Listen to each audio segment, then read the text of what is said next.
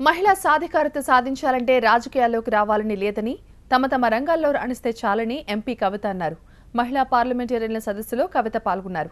మహిళా సాధికారత అనే అంశంపై ప్రసంగించారు. ఏ విషయంలోనైనా ప్రశ్నించే తత్వాన్ని మహిళలు అలవర్చుకోవాలన్నారు ఎంపీ కవిత.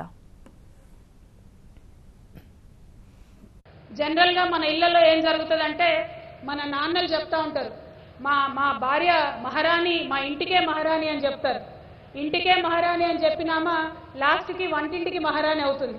సరే వంటింటికి మహారాణి కదా, మరి వంటిల్లంతా మనదే అనుకొని వంటింట్లోకి వెళ్తే వంటింట్లో ఉండే పాత్రల మీద కూడా నాన్న పేరే కనపడుతుంది తప్ప అమ్మ పేరు ఎక్కడ కనపడదు.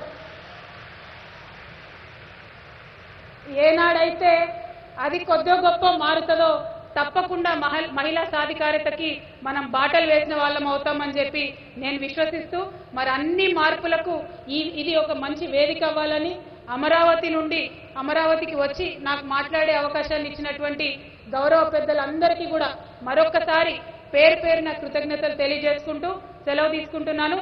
Thank you. జై తెలంగాణ, జై ఆంధ్రప్రదేశ్, జై హింద్. క్యాన్సర్తో పోరాడి గెలిచిన మహిళ మనీషా కొయిరాల విజయవాడ మహిళా పార్లమెంట్ సదస్సుకు హాజరయ్యారామె. విజయవాడ రావడం ఆనందంగా ఉందన్న మనీషా మహిళా పార్లమెంట్ ని ముందుండి నడిపిస్తున్న ఏపీ సీఎం చంద్రబాబుకి ధన్యవాదాలు తెలిపారు. మహిళలు అన్ని రంగాల్లో పురోగతి సాధించాలని, ఆడవాళ్లు ఇంటితో పాటు సమాజానికి ప్రాతినిధ్యం వహించాలన్నారు మనీషా. ఆరోగ్యానికి ప్రాముఖ్యత ఇవ్వాలని క్యాన్సర్ వచ్చాకే తనకు తెలుస్తుందన్నారు ఆమె. Well, it's been a great trip for me. It's short but very sweet and nice. You know, I really want to salute the Chief Minister Chandrababu Naidu ji, who's taken this forward and made such a huge success. You know, kudos to him and his team.